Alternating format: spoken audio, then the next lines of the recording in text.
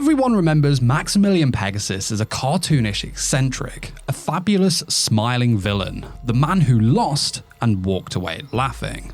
But that version is the anime's mask. The manga tells a different story entirely. There, Pegasus becomes Yu-Gi-Oh's darkest tragedy. He loses his wife, he loses his sanity, and by the end of Duelist Kingdom, he loses everything. Duelist Kingdom wasn't a game at all. It was a grief ritual. The Millennium Eye didn't make Pegasus stronger. It tortured him, showing him echoes he couldn't let go.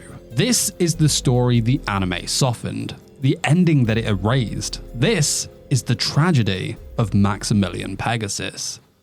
You don't begin with a mastermind, you begin with the call that broke him. Before the castles, before the tournaments, before the eye, Maximillion Pegasus is a child raised on casino floors. His father was a wealthy man who managed casinos in Las Vegas. Now, Pegasus never learns to love the gamble. He loves art and cartoons instead. Around the age of 10, he meets Cecilia, called Cyndia in the manga. They talk about the future like it's something you can storyboard, panel by panel, clean and inevitable. By 17, Pegasus is the heir to a casino empire with a studio full of canvases and a fiancée he plans to grow old with. He paints constantly, he sends drafts to magazines, he daydreams about turning cartoons into a career. His life already exists in colour. But then the phone rings, and that colour drains out.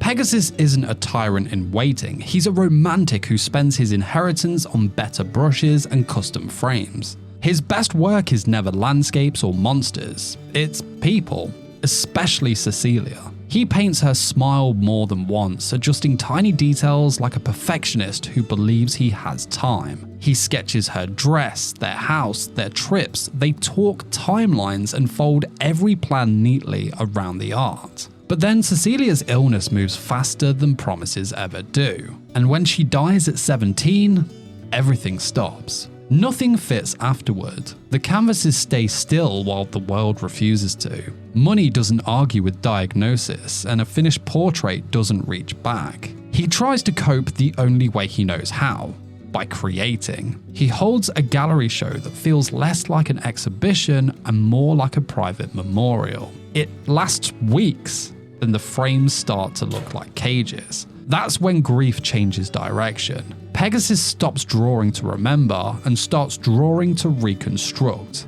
He reads about preservation, about ancient rites, about civilizations that believed a soul could be housed if the rules were followed precisely. His old interest in Egypt, museum visits, artifact sketches, well, it hardens into obsession. Nights blur into translations, rumors, and half-sourced accounts. He circles names, dates, locations, and he sends letters that never get answered. The goal is no longer to honor the dead, it's to find a door that she might still be behind.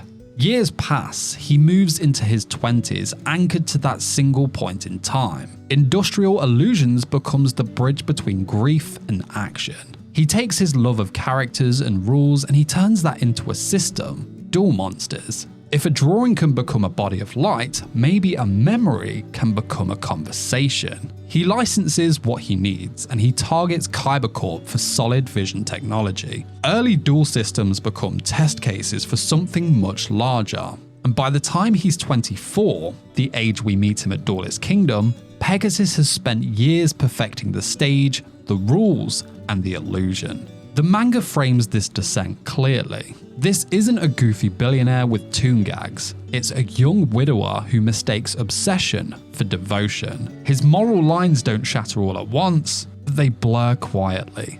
The eccentricity people laugh at later begins as insomnia, as locked doors, a man who no longer sleeps because sleeping means dreaming. And beneath it all, one rumor keeps resurfacing.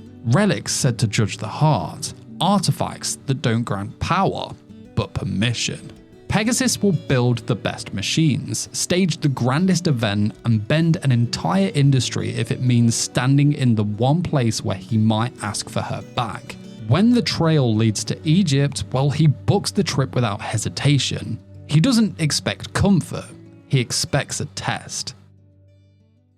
Shardy isn't a business contact, he's a threshold, a test older than contracts and corporations. Pegasus follows the thread because every other thread has snapped. The Millennium items reach him through half folklore, half field reports, and well, that's enough. If judgment can reach the dead, he'll submit to it. He isn't collecting power here, he's bargaining. Crossing that threshold doesn't feel like a deal, kind of feels more like a verdict. Here, there's no boardroom, no contracts, no leverage to negotiate with, just stone walls etched with symbols older than currency. And Shardy, a man who treats access not as an opportunity, but as a judgment. Shardy speaks rarely, he just watches. Pegasus quickly understands that wealth means nothing here. Influence means nothing. Worthiness isn't measured by what you own, it's measured by what you are willing to lose. The Millennium Eye doesn't accept bargains, it demands submission. It opens truth, but only by placing something irreplaceable on the scale. Pegasus understands the rule immediately. Judgment requires weight, and the weight will come from him. Now, in the manga, what follows is not mystical or gentle, it is brutal. His left eye is cut out first. There is blood, pressure, cloth pressed hard against flesh, a hollow where his sight used to be. There's no anesthetic, no ritual comfort, just pain really felt. Then, the Millennium Eye is forced into the socket. When it's all over, Pegasus stands in the same place, but the world is no longer quiet. The change is immediate and invasive. Thoughts brush past him like whispers he can't swat away. Intent appears before words are spoken. Choices branch into outcomes before anyone moves. The eye doesn't wait to be activated, it runs continuously. Shadow games become available, stakes can be externalized. Morality is dragged out of the abstract and forced into visible consequence. The Millennium Eye isn't a relic you put down, it's a channel that never turns off. Shardy's test has an answer, and for a single heartbeat, Pegasus sees her. Not fully, just an outline, a reflection that almost resolves. Cecilia appears like proof that the door he chased wasn't imaginary. Then she's gone, and the silence that follows cuts deeper than the blade ever did. But that glimpse seals it. The eye had shown him something close enough to hope to be unbearable. Now he has to build the rest himself. Now, from that moment forward, the eye reshapes how Pegasus competes. Early duels aren't contests, well, they're case studies. He reads opening hands before they're revealed, he walks 3 moves ahead without rushing, and he nudges opponents down paths they believe they chose themselves. However, the eye reaches deeper than just strategy. It drifts into memory, pulls up room, voices, habits people don't know they're giving away. And sometimes, cruelly, it circles back to Cecilia. A familiar angle of hair, the beginning of a smile, each glimpse lifts his chest like he's close to something living again. But the lift never lasts. The eye comforts and reopens the wound in the same breath. Every vision feels like progress and punishment at once. Sleep fractures, meetings blur, the past refuses to stay buried, and the present won't stay silent. So, Pegasus does what he always does when emotion overwhelms him. He builds structure. Magic may grant access, but technology offers control. So, he pours money into scanners, modeling teams, and display systems capable of holding impossible fidelity. If the eye can find her, and machines can hold form, then maybe together they can hold a conversation.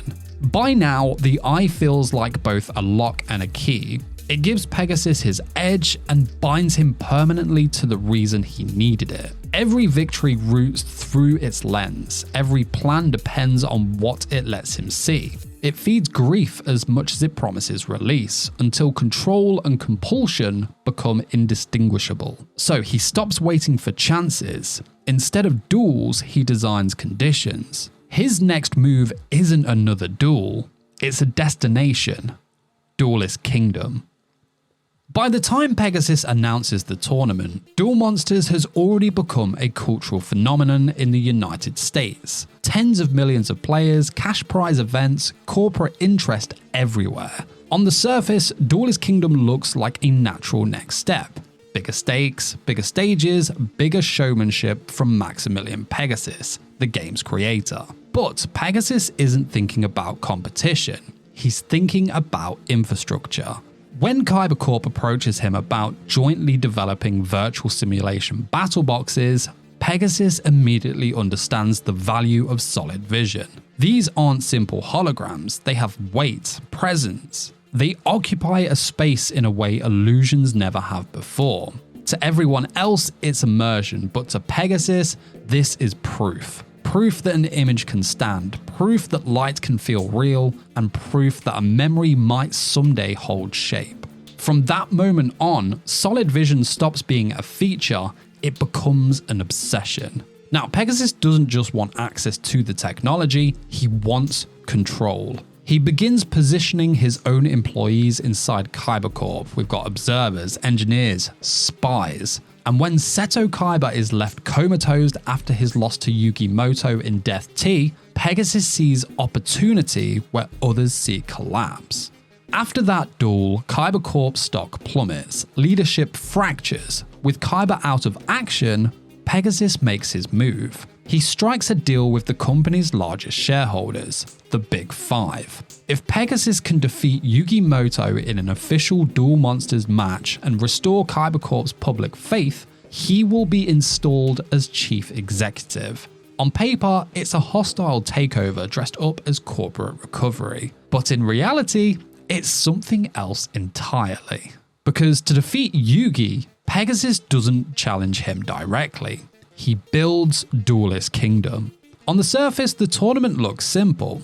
A battle royale. Each participant begins with 2 starships. Duelists wager them in battle boxes scattered across the island, each one granting different field power sources depending on terrain. Collect 10 starships and you earn the right to enter Pegasus's castle. The final 4 duelists advance to the knockout stage, with the winner facing Pegasus himself for $200,000. However, nothing about the island is accidental. The forests scatter duelists and isolate them. The arenas force confrontation. The time limits generate urgency and fear, and the castle stands at the center like a place of judgment. That's why he manipulates the field so aggressively. He hires player killers to stalk the island, stripping starships from weaker duelists so only a small number of finalists can ever reach the castle. The bracket isn't about crowning a champion, it's about narrowing variables, reducing noise and creating the perfect conditions for one specific confrontation: Yugi Moto. Here, souls become collateral, thoughts become public, penalty games replace disqualification. The consequences escalate because Pegasus doesn't care who gets hurt. Every single duel brings him closer to resurrecting the dead. And that's what Duelist Kingdom really is. It's not a game, it's not a tournament, but a carefully staged ritual. However, when the time comes to finally face off against Yugi, the outcome is not what he had planned. The outcome is a loss far greater and far more terrifying than he could ever have imagined. Following his loss to Yugi, the anime lets Maximillion Pegasus survive. The manga does something far crueler. After Duelist Kingdom collapses, Pegasus doesn't get dragged away in chains or redeemed with a smile. There's no triumphant survival, no return to eccentric showmanship. What happens instead is quiet, and that's what makes it devastating. Yami Bakura makes his move, not for the tournament, but for the Millennium items. When he looks at Maximillion Pegasus, he doesn't see a host, a rival, or even a villain. He sees a vessel. A man already hollowed out by obsession and carrying something valuable inside him. Where Pegasus used the Millennium Eye as a bridge back to his grief, Yami Bakura sees it for what it truly is: a resource waiting to be taken. What follows is direct. Bakura rips the eye out of Pegasus's socket. The mind reading stops, the vision stops, and the body follows. Pegasus is sat alone at the dueling table where he faced Yugi. His lifeless body is all that remains, with a replica of the Millennium Eye Yami Bakura left behind and a bloodstained card of his beloved Cecilia. The manga makes one thing painfully clear. The Eye never existed to help Pegasus reunite with the dead. It existed to test him, and he failed. Not because he lacked love, but because he refused to accept loss. The moment he crossed that line, the story stopped treating him as a tragic hero and started treating him as something more human. A man that went too far. In the manga, there's no recovery arc, no soft landing, no moment of reflection where he learns a lesson and walks away changed. There is only stillness, and the final cost paid by a man who believed an ancient relic could undo death. The Eye is gone, the dream dies with it, and Pegasus is left behind as proof of what happens when grief is mistaken for destiny. Maximillion Pegasus wasn't defeated because he was evil. He was defeated because grief convinced him that any cost was acceptable. He mistook obsession for love and paid for it quietly and alone. Duelist Kingdom feels so different from everything that comes after it. It's darker, crueler, more personal. It's a story about unresolved trauma wearing the mask of entertainment. And if you want to see how deep that tragedy goes, how Duelist Kingdom breaks people in different ways, then the story doesn't end here. It continues with Bandit Keith. Check out my video on one of the darkest endings in all of Yu-Gi-Oh! And the tragedy of Bandit Keith. I'll see you over there. Till then, take care.